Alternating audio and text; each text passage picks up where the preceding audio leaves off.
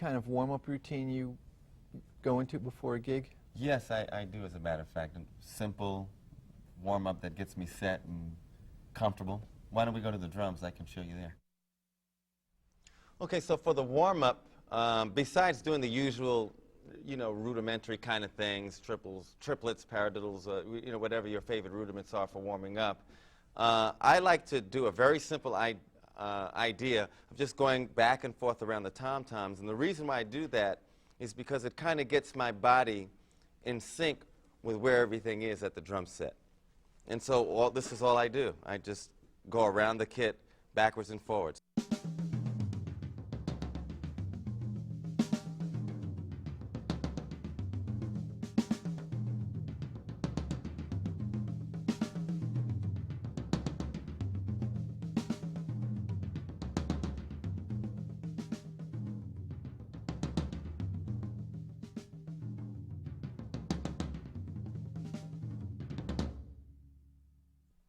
Okay, and what you can do with that is just vary the speed, the dynamics, and I usually just do that for 2 or 3, maybe even 5 minutes sometime. And another one that I like to do is just double strokes around the drum set.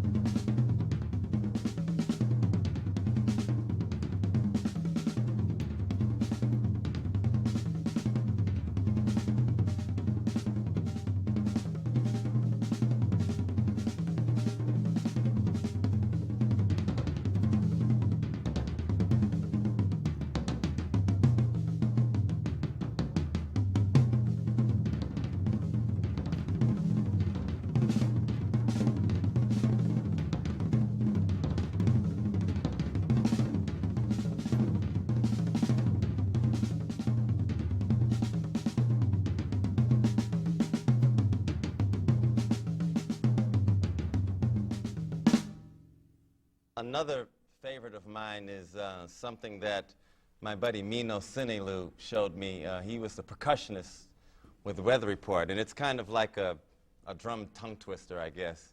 I think he called it the mirror, and what he would do is he would play whatever he did with his right hand, he would do with his left hand, and we used to try to outdo each other before a gig backstage. So I'll play it maybe using 2 snare drums, so that you can get a sense of how this thing is supposed to sound, and then you can lay this one on your buddies.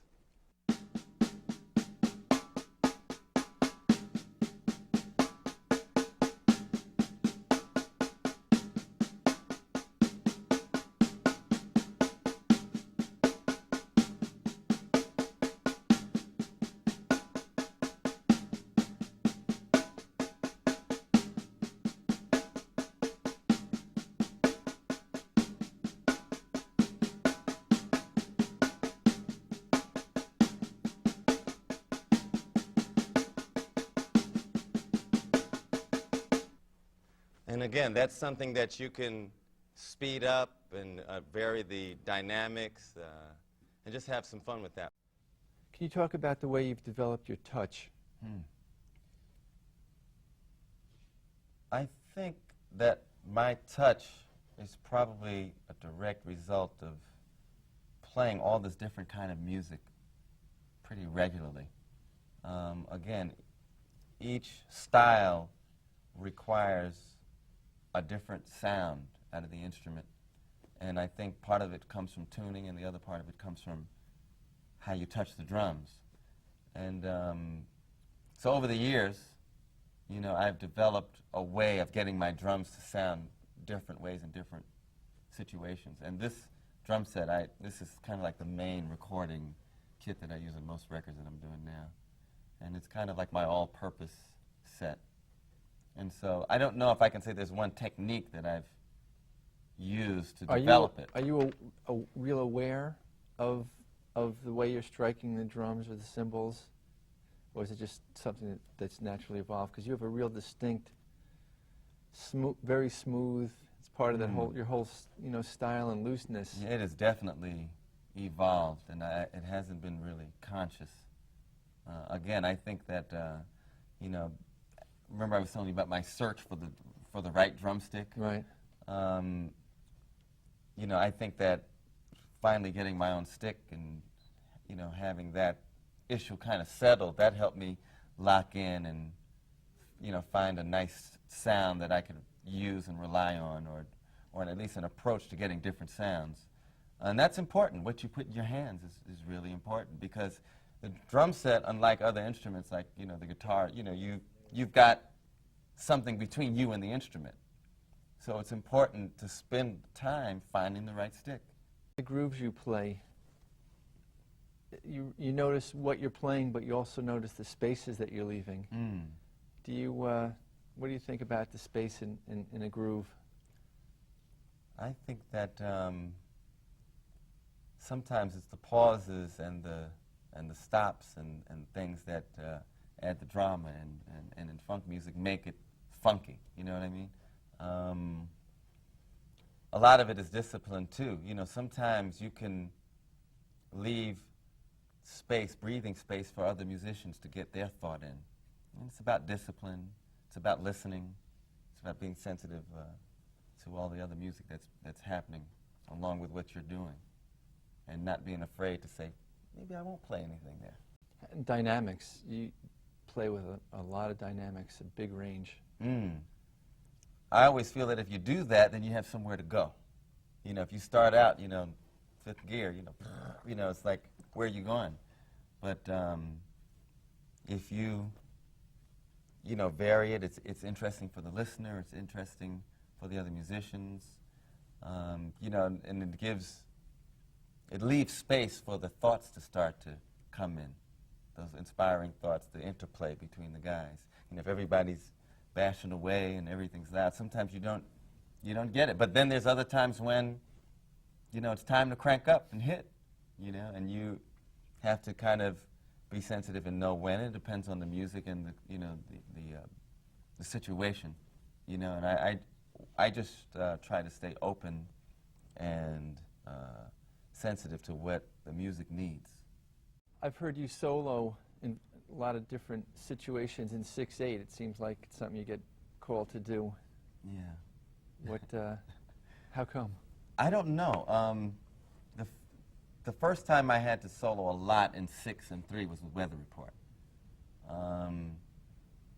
And I got comfortable on that gig, just doing it every night. And I think it was a coincidence that the Tune and Stings movie, Bring on the Night, was in 6 as well. And I had all this time to get comfortable with it on the road with Weather Report. And so it seemed like a lot of solos that people know me for are in 6. That's just an accident. I don't know if that was, you know, anybody's plan or anything. It just kind of worked out that way. So I grew very fond of expressing myself in 6/8 and 3, you know. And in fact, there's a tune called The Mystic's Glance that I wrote for my first record that's in 6/8, and I did some blowing over the end amp. When I do drum solos, I try not to overplan them.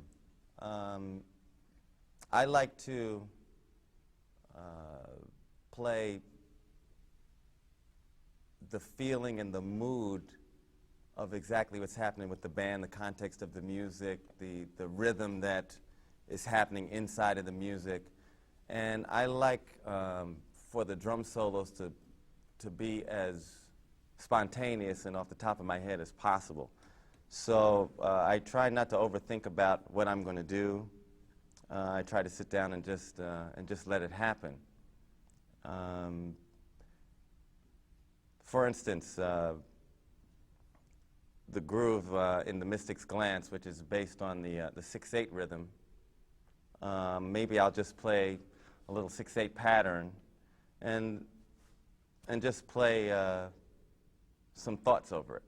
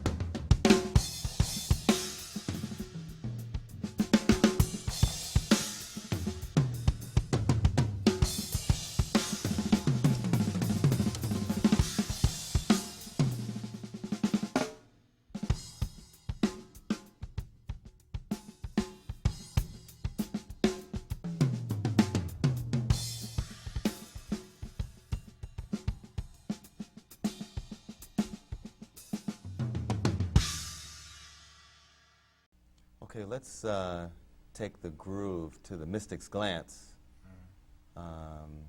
Play that one up to tempo. The beginning. Yeah, the beginning Okay. groove. Again, I'll set it up by myself, and then you can come in. And we'll just like loop the intro groove, Okay. and then we'll bring it back in tempo so everybody can see what's happening. Okay? Tempo be here. 1, 2, 3, 4, 5, 6.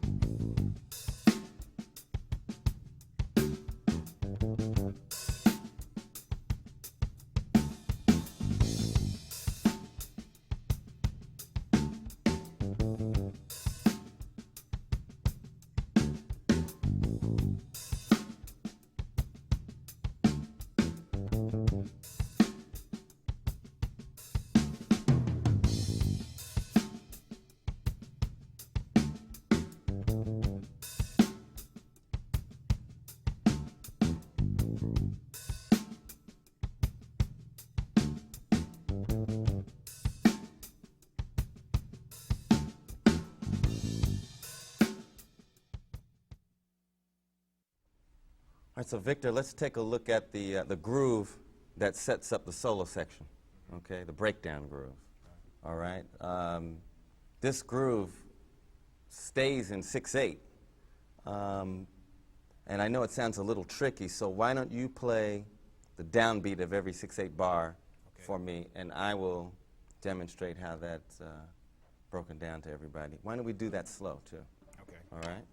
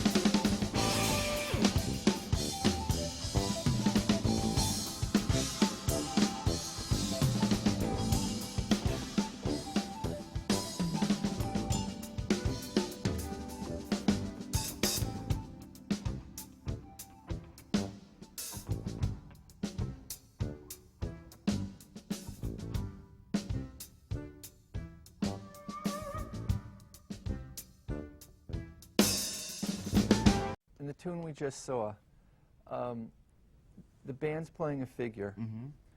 You are kind of blowing right over the top of that. Mm-hmm. It seems like you know exactly where the figure is. You're playing nothing that's related to the figure. Mm-hmm. What's anchoring it for you? What are you concentrating on? I always tell my students that you have to start to internalize the time, internalize the feel of these various grooves that you're playing. One way to do it is to create what I call a thread inside of the drum set. That thread could be the hi-hat, playing maybe something steady like eighth notes or quarter notes or whatever. It could be a cymbal part, a bass drum part. Are you singing anything to yourself, like Well, I was bass getting to line? that because actually what I was going to say was, and then that thread could be something that you're not even playing, and it's something that's going on in your mind, and you refer to that. And in terms of playing over those figures, sometimes I try to answer them. Sometimes I try to, do something that would be considered counterpoint. And sometimes I just have fun with the time and break it up and really take the bar lines away. Right. And just play right through it. Instead of playing phrases of a bar, maybe play 2 bars or 4 bars and, maybe take 6 bars to resolve it or 8 bars to resolve a thought. And again, just try to stay as open as possible. And then it's almost like surfing, like riding a wave. You know what I mean? There's nothing you can do. When that wave comes, you're out there. You get yourself together and you ride it. And that's the fun to me of blowing over. Get a chance to play swing or bop these days? Not a lot. And I really love playing that music, and I've always enjoyed it. So every chance I get, I try to play some swing.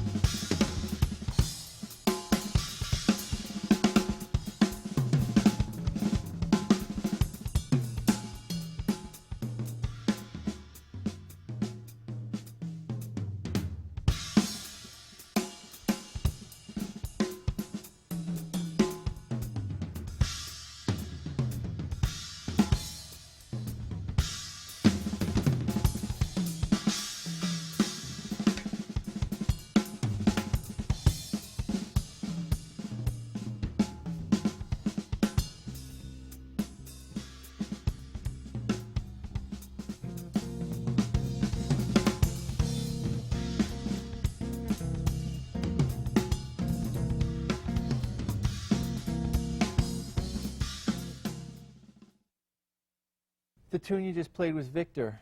I noticed you changed sticks for more of a bebop feel. Yeah, yeah. Why was that? I wanted to put a lighter stick in my hand because the lighter stick has a more delicate sound on the cymbals. And that music, you know, it really sounds good when it's soft or when you get a nice balanced touch on the drum set. It could be I went back to a stick that I started out with as a kid too, because I was comfortable, you know, with the kind of sound that I get out of the cymbals and that whole thing, you know. What kind of stick did you go to now? It was a 5A, you know, good old 5A. And you played traditional. Sometimes, that's right. That's right. I guess maybe because, again, I started out playing that music, traditional grip, and, you know, there's a posture that you fall into, an attitude, you know what I mean? And, you know, it's funny, I mean, I didn't realize I was playing traditional grip until you said that.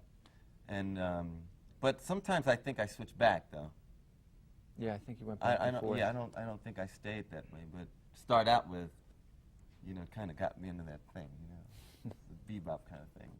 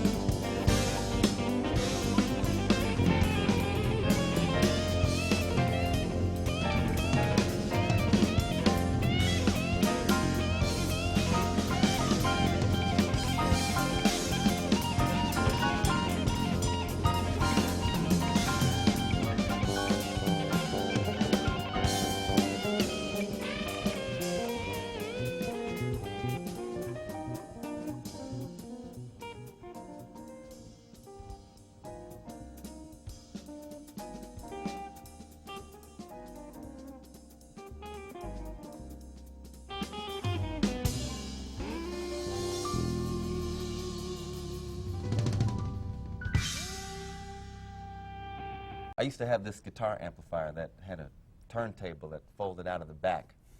So I don't, you know, maybe some guys in New York have seen those things before. It was really cool because it could play the records really loud, right? So I used to jam with all my favorite records. Like what? Like What style? R&B records and Motown stuff? yeah, Motown stuff and like Sly and the Family Stone and War. And you remember the Meters? Yeah, sure. Yeah, I used to like to play with along with those records. And Zig? what else did I have? Oh yeah, Ziggy's something else. The Earth, Wind and Fire records, I used to jam with those. And I think that that helped me learning other people's grooves and other people's styles. Sometimes I'd even play with like, you know, Billy Cobham records and, you know, Return to Forever records, and just Who tried to emulate what they were doing. You know? Who were some of the early, you know, drum influences that you had? Okay, when I first started playing, I was hearing a lot of jazz around the house since my dad was a musician. He had like the Train records were at the house, and Elvin Jones, Art Blakey and the Jazz Messengers. I listened to a lot of that. Max Roach, Buddy Rich. Those were, you know, like my favorite, you know, jazz That you drummers listened to? that I listened to as a I kid. mean, did you try, when you listened to Elvin, did you try to play a tune, you know, note for note? I mean, It's funny, you know what I discovered about copying records and copying other drummers was that I discovered that when I was learning their solos or their beats, that when I got it sounding almost like what I was hearing on the record, and then maybe I went to see them at a gig, I realized that I was using the same sticking that they were using. And I guess maybe that's because they were able to get the sound that they were getting because of that sticking. So when you start emulating what you're actually hearing, I would say maybe 8 or 9 times out of 10, you're probably emulating their sticking and everything, and you know, without even realizing. without even realizing it, and that helps you learn other styles. And then if you learn enough of different drummers' styles or different musicians' style, then you get a sense of what style is, and you can work on your own style, which might be a hybrid of all your influences, of all the people you love. Did you work more when you listened to those guys on groove and playing time, or were you more solo? Did you try? I was a little of both. I was a little of both. Of course, the R&B records, I would try to play note for note what I was hearing, you know, as far as those grooves. The grooves. Oh yeah, man, I'd try to mash them. And back then, you know, there weren't click tracks and all this kind of stuff. Records would speed up and slow down, you know, and I'd be trying to speed up and slow down with those records, man. But I think that helped me a lot in terms of getting a sense of how to make things feel good. It's very important to me that even when I'm playing a really simple groove, that I try to make it feel great, you know. I try to make it swing a certain way, make it have a flow. You know, that if everybody stopped playing, that you would still feel a sense of the flow of that rhythm. Mm-hmm. You know, and that's important. In fact, this is another thing that my dad told me. He said, you know, when horn players are working on their sound, they blow whole tones. They just take one note and just blow it and empty their lungs, you know, and just, you know, make it smooth and, you know, even sound, a tone, and go for whatever they're looking for. And drummers can apply the same concept to playing time. Mm-hmm. Just get a beat, whatever rhythm you're working on, be it jazz or funk or rock or whatever, and just play time. And don't add any fills to it. And record it, too. I think that's good. It's good to record yourself. And get that thing flowing. Because a lot of times, you know, drummers want to stop and play a fill every 4 bars, every Right. 8 bars. Out of habit. Out of habit. You know, because you got the toms, they're there, the cymbals are there. You know, so there's always that temptation to play a fill. But if you work on time, the way horn players work on tone, Right. you know, we can't play whole tones, but we can play just time, straight time, with no fills, and make that work, make it feel good. And you listen back to yourself on tape, and you'll know when it's swinging, when it's feeling good, when it's just...